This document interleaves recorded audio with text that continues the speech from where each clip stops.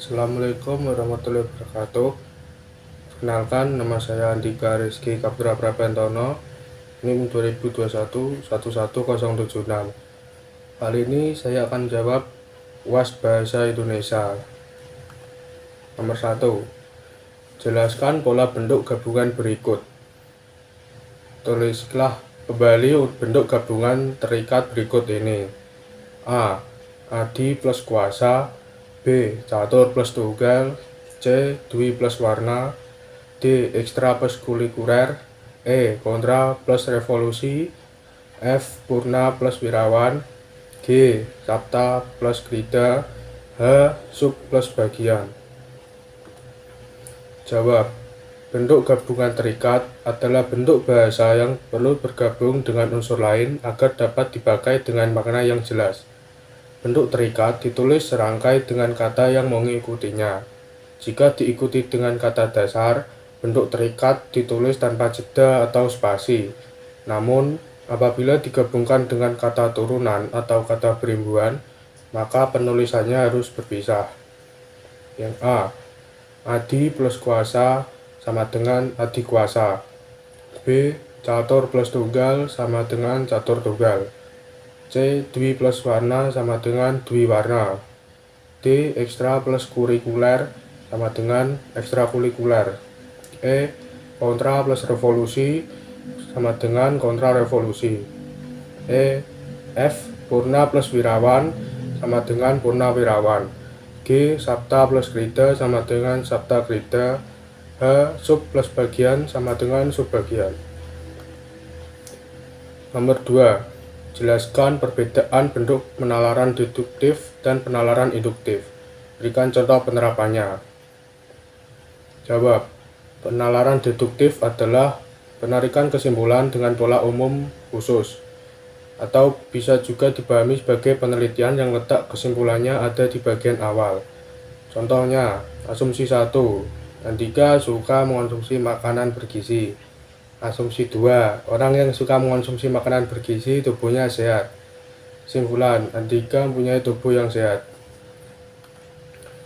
Penalaran induktif adalah penarikan kesimpulan dengan pola khusus umum, atau bisa juga dipahami sebagai penelitian yang letak kesimpulannya ada di bagian akhir.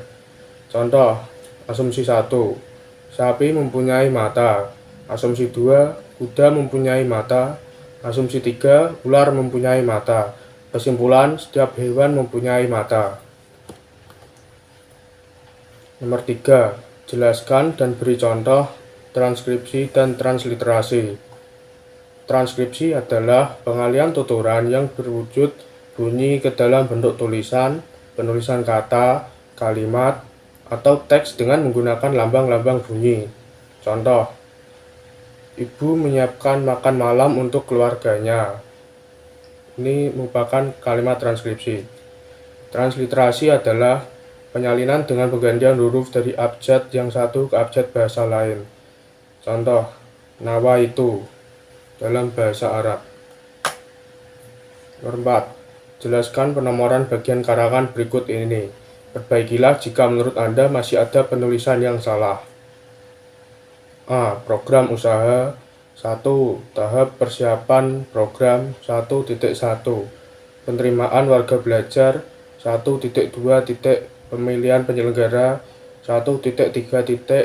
Pemilihan ketua kerja usaha 1.3.1. Musyawarah 1.3.2. Ditunjuk. Jawab. Pembenaran penomoran 1. Program usaha atau bab 1.1. Tahap persiapan program atau subbab. Kemudian 1.1.1. Penerimaan warga belajar anak subbab. Kemudian 1.1.2. Pemilihan penyelenggara 1.1.3. Pemilihan ketua kerja usaha 1.3.1. Musyawarah atau anak subbab pertama 1.1.3.2. Ditunjuk. Nomor 5. Jelaskan cara penulisan gelar akademik yang benar. Kemudian jawab soal berikut ini. Jika masih salah penulisannya, segera diperbaiki. A. Bayu Maharani S.S. B. R.M. Pratama, M. M. C. Dr. Irfai Faturrahman, SPD, MPD. D. Dr. Ades Muhammad Ganjanuddin, NPD. E. Prof. Dr. Ahmad Ulin Nuha, MPD. Jawab. A. Bayu Maharani, S.S. B. R.M. Pratama, M. M. C. Dr. Irfai Faturrahman, S.PD, M. PD. D. Dr. Ades Muhammad Ganjanuddin, S.PD. E. Prof. Dr. Ahmad Ulin Nuha, M. PD. Nomor 6. Jelaskan penggunaan tanda elipsis, tanda siku, dan tanda kurung. Berikan contoh tanda tersebut dalam kalimat. Tanda elipsis. Tanda baca elipsis bentuknya seperti ini, yaitu titik 3. Tanda titik yang disusun secara berurutan. Tanda baca elipsis berfungsi untuk menandakan kalimat yang terputus-putus, hilangkan sebuah kata dalam kalimat, memberikan jeda atau jarak dalam sebuah pembicaraan. Contoh, entahlah, aku tidak bisa memberitahumu. Tanda siku. Tanda kurung siku dipakai untuk mengapit huruf, kata, atau kelompok kata sebagai koreksi atau tambahan atas kesalahan atau kekurangan di dalam naskah asli yang ditulis orang lain. Contoh, penggunaan bahasa dalam karya ilmiah harus sesuai tanda siku dengan kaidah bahasa Indonesia. Tanda kurung. Tanda kurung adalah tanda baca yang digunakan secara berpasangan untuk memisahkan atau menyisipkan teks ke dalam teks lain. Contoh, dia sangat pandai menulis kurung S. 7. Jelaskan 3 cara penalaran induktif meliputi generalisasi, analogi, dan hubungan sebab akibat atau kausal. Silakan jelaskan satu persatu disertai contoh. A. Generalisasi adalah proses penalaran yang bertolak dari fenomena khusus menuju kesimpulan umum. Generalisasi merupakan pernyataan yang berlaku umum untuk semua atau sebagian besar gejala yang diamati. Contoh, jika dibakar botol minum akan meleleh, jika dibakar sedotan akan meleleh, dan jika ember pun dibakar akan meleleh. Jadi, jika benda plastik dibakar akan meleleh. B. Analogi adalah kemampuan untuk memahami dan menggunakan kesamaan relasional antara dua situasi atau peristiwa. Contoh, orang yang tidak memiliki tujuan dalam hidupnya tidak akan menjalani hidupnya dengan baik. Ia akan selalu dalam keraguan, sama seperti orang yang hidup di dalam rumah tanpa penerangan.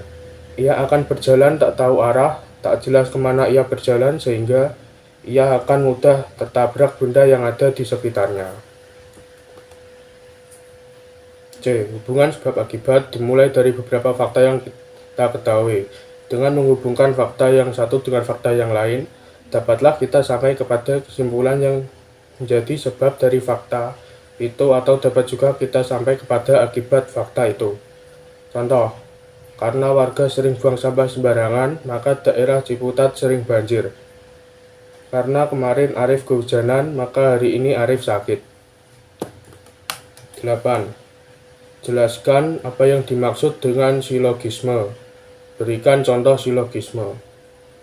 Silogisme merupakan cara menarik kesimpulan secara deduktif, yakni dari premis-premis umum, mayor, dan khusus atau minor. Silogisme juga disebut sebagai penyimpulan tidak langsung karena konklusi diambil dari dua permasalahan yang dihubungkan dengan cara tertentu. Contoh, 1. Semua makhluk hidup mempunyai mata atau mayor. 2. Kucing adalah seekor makhluk atau minor.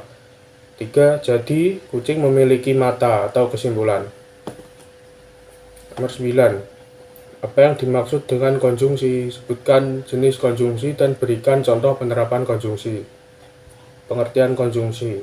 Konjungsi adalah kata tugas yang menghubungkan dua satuan bahasa yang sederajat, yaitu dengan kata frasa dengan frasa, atau klausa dengan klausa. Menurut Kamus Besar Bahasa Indonesia atau KBBI, konjungsi diartikan sebagai kata atau ungkapan penghubung antar kata, antar frasa, antar klausa, dan antar kalimat. Jenis konjungsi dan contoh penerapannya. 1.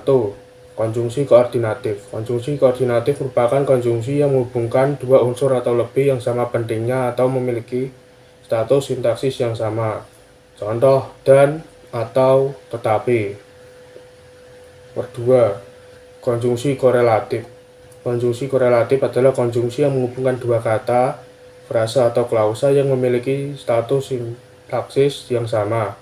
Konjungsi korelatif terdiri atas dua bagian yang dipisahkan oleh salah satu kata, frasa atau klausa yang dihubungkan. Contoh, baik, maupun tidak hanya, tetapi juga, demikian, sehingga, entah, dan jangankan pun. Yang ketiga, konjungsi subordinatif.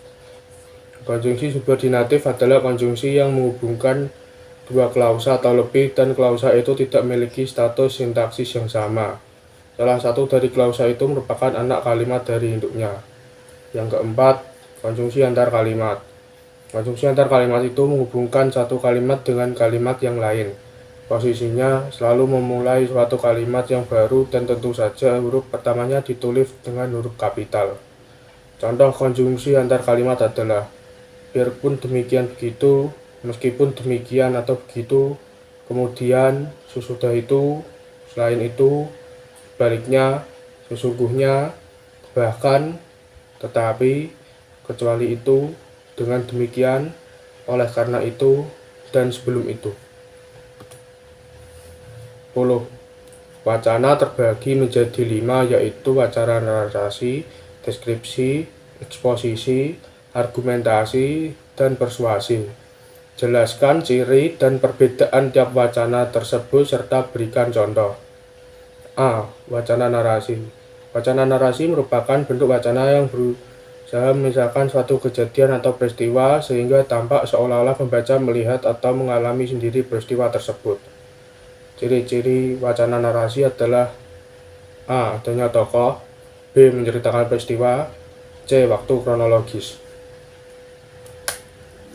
Contoh wacana narasi. Doni terlambat ke sekolah hari ini karena bangun kesiangan. Ia tiba di sekolah pukul 7:45, sehingga ia ditegur oleh guru piket. Dan ketika masuk ke ruangan bahasa Inggris, ia dilarang masuk karena waktu untuk kesiangan telah habis. B. Wacana deskripsi. Wacana deskripsi adalah satuan jenis wacana yang menggambarkan suatu objek berdasarkan hasil pengamatan, perasaan, dan pengalaman penulisnya. Untuk mencapai kesan yang sempurna bagi pembaca, penulis merinci objek dengan kesan, fakta, dan citraan. Ciri-ciri: menggambarkan atau melukiskan sesuatu. B. Penggambaran tersebut dilakukan sejelas-jelasnya dengan melibatkan kesan indera. C. Membuat pembaca atau pendengar merasakan sendiri atau mengalami sendiri. Contoh wacana deskripsi. Aku memiliki kucing bernama Blacky. Dia berwarna hitam pekat dengan mata yang sangat putih, mempunyai ekor panjang dan bulu yang halus. Blacky sangat suka bermain bola dan gemar memakan ikan dan nasi. Blacky selalu menjaga kebersihan dengan pipis di tempat yang sudah disediakan. Itulah Blacky, kucing kesayanganku. C. Wacana eksposisi. Wacana eksposisi adalah satuan wacana yang memaparkan atau menjelaskan secara terperinci sesuatu dengan tujuan memberikan informasi dan memperluas pengetahuan kepada pembacanya. Wacana eksposisi biasanya digunakan pada karya-karya ilmiah seperti artikel ilmiah, makalah-makalah untuk seminar, simposium, atau penataran. Tahapan penulisan wacana eksposisi yaitu menentukan objek pengamatan, menentukan tujuan dan pola kajian eksposisi, mengumpulkan data atau bahan, menyusun kerangka wacananya, dan mengembangkan kerangka wacana menjadi karangan. Ciri-ciri wacana eksposisi yaitu A. Menjelaskan informasi agar pembaca mengetahuinya. B. Menyatakan sesuatu yang benar-benar terjadi atau data aktual. C. Tidak terdapat unsur memengaruhi atau memaksa kehendak. D. Menunjukkan analisis atau penafsiran secara objektif terhadap fakta yang ada. E. Menunjukkan sebuah peristiwa yang terjadi atau tentang proses kerja sesuatu. Contoh wacana eksposisi. Jatuhnya pesawat berkapasitas 266 penumpang Airbus A300-600 merupakan peristiwa kedua bagi American Airlines beberapa detik lepas landas dari Bandara Udara Internasional O'Hare Chicago. Tiba-tiba mesin kiri lepas dari dudukannya. Pilot tidak bisa mengendalikan pesawat akibat keseimbangan pesawat mendadak berubah dengan jatuhnya mesin berbobot sekitar 5 ton. Pesawat mendarat dan menghujam tempat parkir kendaraan 31 detik kemudian, 271 penumpang plus awak tewas seketika. Kecelakaan lain menyangkut mesin copot dialami oleh pesawat kargo LAI milik Flag Carrier Israel 4 Oktober 1992. Mesin nomor 4 atau yang paling ujung pada sayap kanan tiba-tiba lepas akibat dua fuspin atau bau dudukan mesin lepas. Disusul kemudian oleh mesin nomor 3 mendadak kehilangan dua mesin. Pilot tidak dapat mengendalikan pesawat dan menabrak gedung bertingkat di Amsterdam, Belanda. 4 awak tewas berikut 47 penghuni flat yang ditabrak. D. Wacana argumentasi. Wacana argumentasi adalah satuan jenis wacana yang berisi pendapat, sikap, penilaian terhadap suatu hal yang disertai dengan alasan, bukti-bukti, dan pernyataan-pernyataan yang logis. Ciri-ciri wacana argumentasi adalah A. Adanya pertanyaan atau ide. B. Adanya alasan atau fakta yang mendukung. Contoh wacana argumentasi. Menurut Iskandar, sudah saatnya masyarakat mengubah paradigma agar lulus SMP langsung masuk SMA. Kalau memang lebih berbakat pada jalur profesi, sebaiknya memilih SMK. Dia mengingatkan sejumlah resiko bagi lulusan SMP yang sembarangan melanjutkan sekolah. Misalnya, lulusan SMP yang tidak mempunyai bakat minat ke jalur akademik sampai perguruan tinggi, tetapi memaksakan masuk SMA. Dia tidak akan lulus UAN karena sulit mengikuti pelajaran di SMA. Tanpa lulus UAN, mustahil bisa sampai perguruan tinggi. Pada akhirnya mereka akan menjadi pengangguran karena pelajaran SMA tidak memberi bekal untuk bekerja. Wacana persuasi.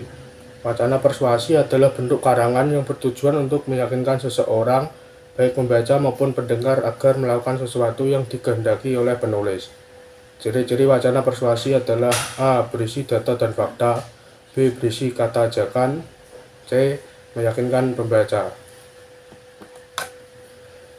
Contoh wacana persuasi. Marilah kita membuang sampah pada tempatnya agar lingkungan kita bebas dari banjir dan bebas dari penyakit yang disebabkan oleh sampah-sampah yang dibuang tidak pada tempatnya.